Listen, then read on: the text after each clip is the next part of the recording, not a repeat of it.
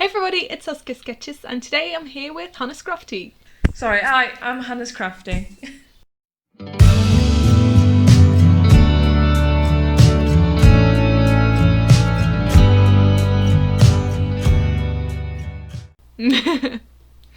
Yeah, and we thought, hey, we're both in the Weedy Creators group, and we want to do a collab because I just want to collab with everyone in there. So, yeah, so we were thinking of what we should collab about, and I've been into sculpting for a little bit, and then I watched some of her videos and I saw that she was really good at sculpting, and especially at painting her sculptures, and I hadn't painted any of the sculptures that I'd done before, so I really wanted to try it, but I was also scared to mess it up. So that's why I came to her and asked, hey, maybe we can do a collab where I paint my sculptures and you give me some critiques and help with how I should paint them, because I have no idea. And that's what we did. I've been doing sculpting for about a year now, but it's only recently that I've sort of got into YouTube videos. Saskia was one of the main reasons that I started doing it, because I started watching her videos through Jazza and Hardy the Creator as well. So we got chatting. Yeah. Oh, So really? Yeah. I didn't know that. That's so sweet. I saw you collabed with him not long after he did his thing through Jazza, and then I spotted you on there, and then started watching your videos and got into the Discord thing, and I think I'd made like 2 videos before I actually joined the Discord. But yeah, I've started recording everything that I make now, which is a little bit difficult, but I really enjoy it. Once you see the final video come together, it's great. Yeah, it's always fun, and I usually just record nearly everything that I do just in case I want to make a video about it. Yeah, I'm the same. Yeah. I think there's a couple of things I've recorded, but I've not like started editing them yet. But I'm just a little bit. Yeah, like, I have that too. I have like a separate file of or like a separate, what do you call it? I'm blanking. What's the name of this? Like crafts projects. A group of files that I just call spare footage, where I just dump all my things that I've recorded in that I just haven't had a video idea for. So if I ever need it, I always have enough footage to just draw from. And to make a video out of if should I need to. Yeah. I've got like a couple of projects that I've sort of had ideas on, and I've started, and then there's a couple. I think there's a couple I've got I have started and then stopped for a bit. But yeah, I've got like a little list on my phone of like, oh, I could do this. This is a good idea. Oh so yeah, I have that too. Yeah, I've got a long list of projects that I want to do. But yeah, we were chatting, weren't we, about clay stuff, because I've been sort of. I did a video. I mean, I made an aku mask. That was one of the first things that I made on YouTube, and then I sort of redid it. So I did one a year ago, and then I redid the same mask, and like looking side by side for like a year's progress and how much you learn. It's crazy. Yeah, it really is. Sort of like, you definitely learn from each project, I think. Absolutely, yeah. I've only done 2 sculptures so far, but I feel like I've gotten so much better already. Like, I've learned so much from each of them, and yeah, it's just really cool. I also painted both, and I painted the first one without anybody's help. I just watched one video of Jazza where he explained his painting sculpture process, and I just made some notes and I followed that, and I really liked how that one came out. And then I tried getting some advice and critique from you, and you mostly said, hey, you're on the right path, just go on and do the same thing again. So it's like, okay. Yeah, definitely. Yeah, it's all like looking at what you did, it looked like you've done it before. It's really good. I definitely for like a first go to say like you've only done like 2, but yeah, you've got like the technique down, I think.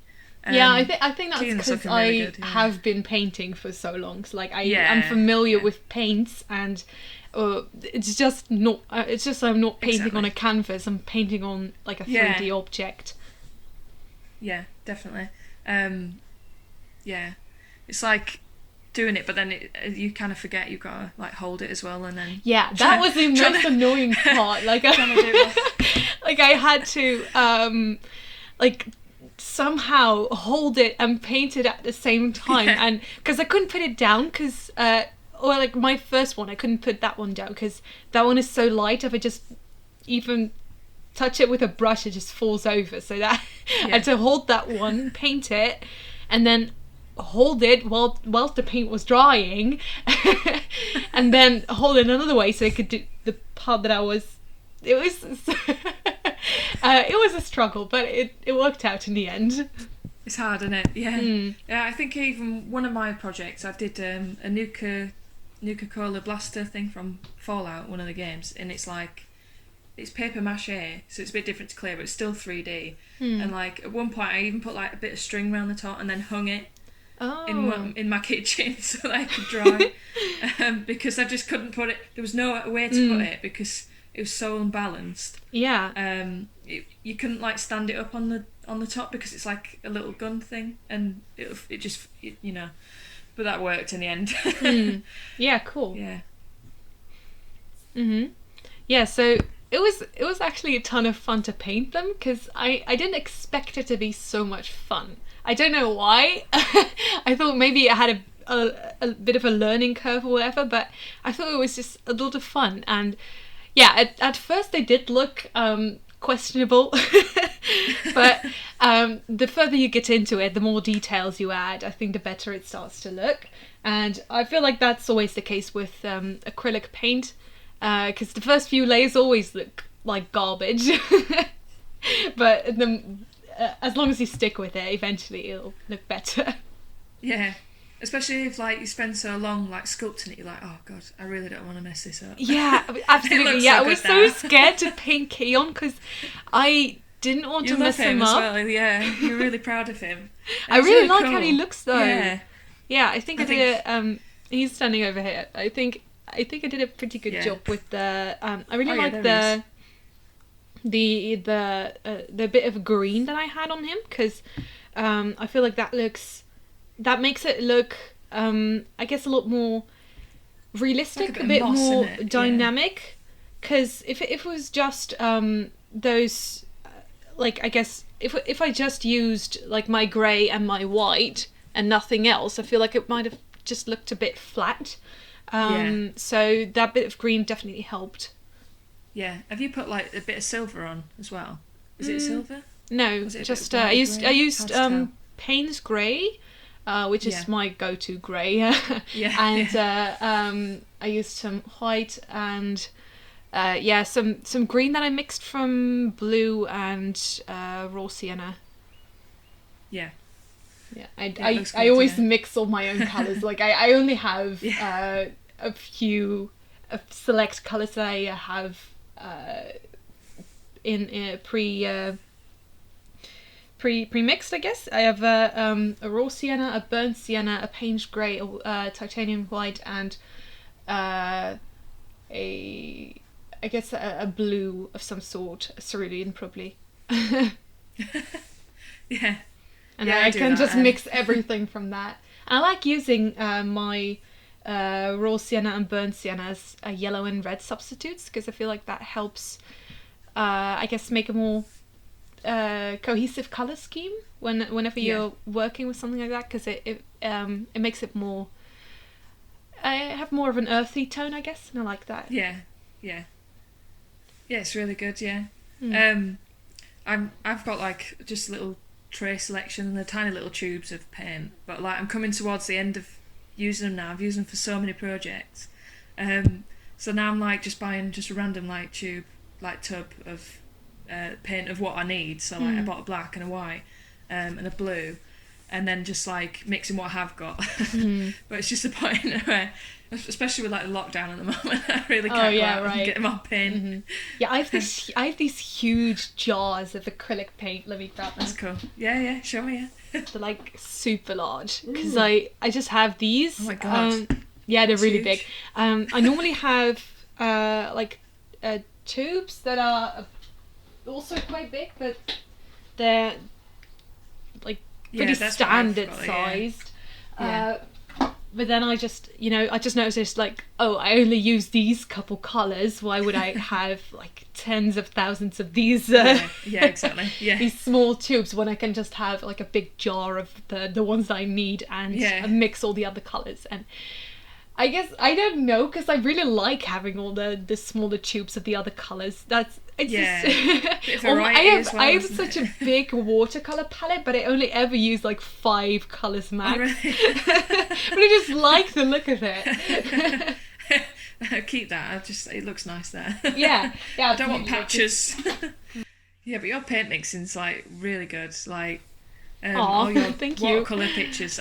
I need to try watercolour. I haven't done it for years. Oh, it's so much fun. Yeah, I've got pencils. If you need any help, we can do another collab. Yeah, definitely. Yes, definitely.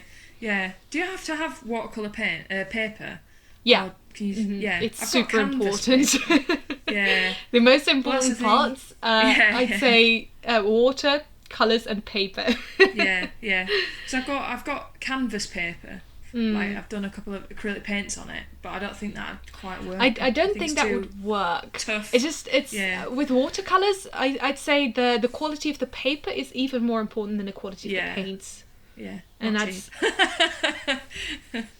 Yeah, no, but it's really worth good. it. Like if you have good mixed media paper, that will work quite fine as well. Yeah. But yeah, it's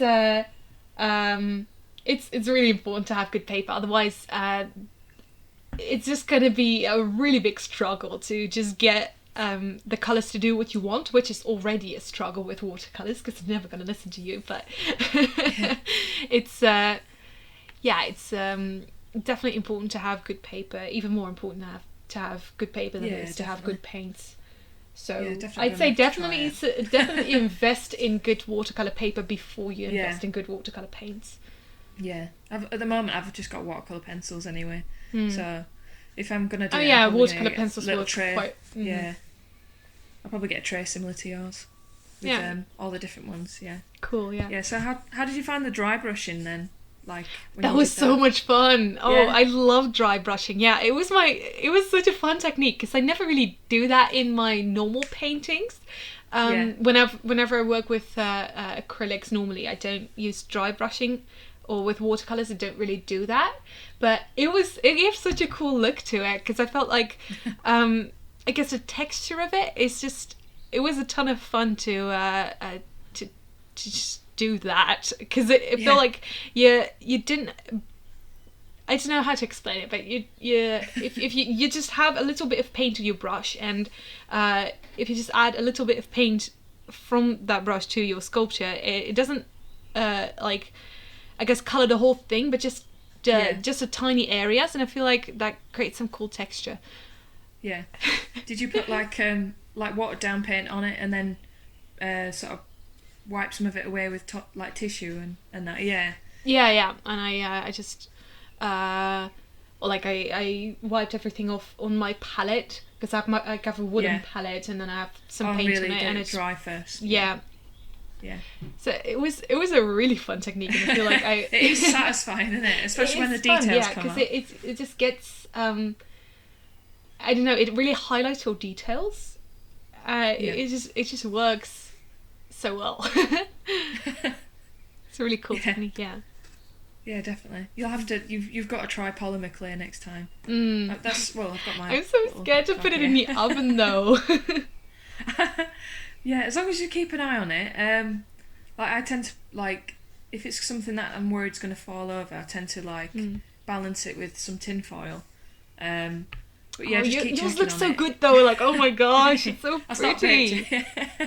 I've still got to add some. I've been using this to sort of make the rocky effect, which is a little nail brush, and then just sort of pressing on it. But you'll see that in the video when I send it. Yeah, that's super cool. Yeah, Yeah, I didn't even think of adding texture to my first sculpture. I was like, yeah, let me just get this shape right, because that was so hard.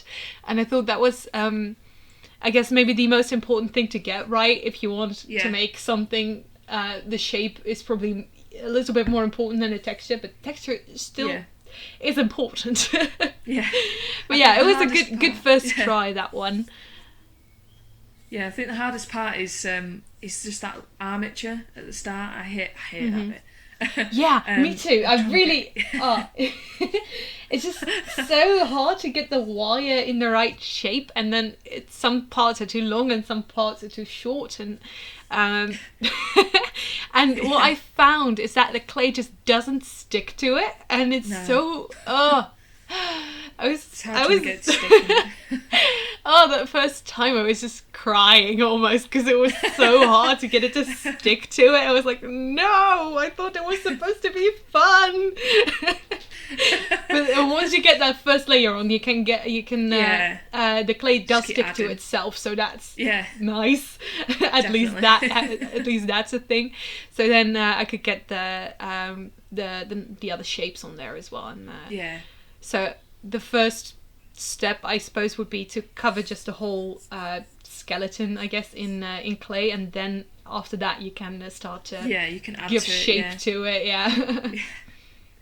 I find like that's the worst bit, and obviously I started with the same clay as you did, like air dry clay, and like keeping it wet enough but not too wet, and it's that whole medium. And then when I moved on to like polymer clay, it's just like learning all over again, because it just sticks differently, it feels differently. It depends on how firm of a one you get as well.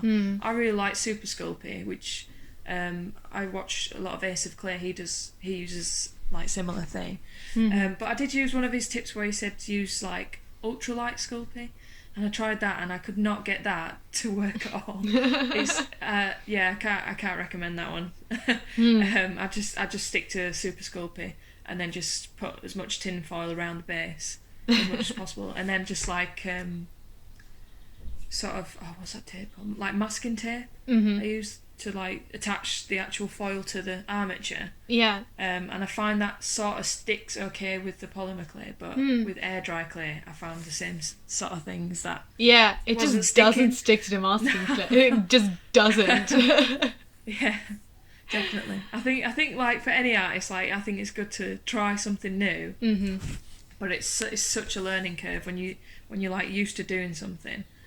Like painting on paper and stuff, and and then when you make something out of clay and realise, oh wait, maybe I need to add more details next time, because that'll show up later. The painting, like the main bit is the sculpture, and then the painting just brings it to life, sort of thing. That's what I found too as well. That like once you've painted it, it just looks so much better. Even though it already looked pretty good, but once you have the paint on there, it really brings it to life, like you said. I feel like especially the first one I did, the one of bearers, I feel like I wasn't really proud of it after I finished it, so I wasn't really scared of painting on it. But once I did get the paint on there, and once it was finished, now I'm really proud of it. Now I really like how it looks. It should be. It's good. I like them. I like them both. You've done really like. I still couldn't believe that was like one of your first time like sculpting. Or in ages probably. Well, I guess I've just drawn so many of the animals that I've sculpted that I kind of know what they look like from different angles. And I used a lot of references as well to just look, so where are the muscles located, and how does this bend, and how does it work, and what not. And I feel like that just really helped. And with that, we're at the end of the video, and a huge thank you to CRAFTY for doing this collab with me. I had so much fun, not just sculpting and painting, but I had so much fun just talking to you and getting to know you better and everything. We chatted for like an hour and we could have gone on for longer as well, but I had so much fun with this, so thank you so much for collaborating with me. Can't wait to do it again, and thank you guys so much for watching. I really hope you've enjoyed this video. And if you watch it all the way to the end like this, please leave a thumbs up and subscribe to his YouTube channel for more art videos every single Friday. Have a great weekend, guys, and keep on sketching. Bye!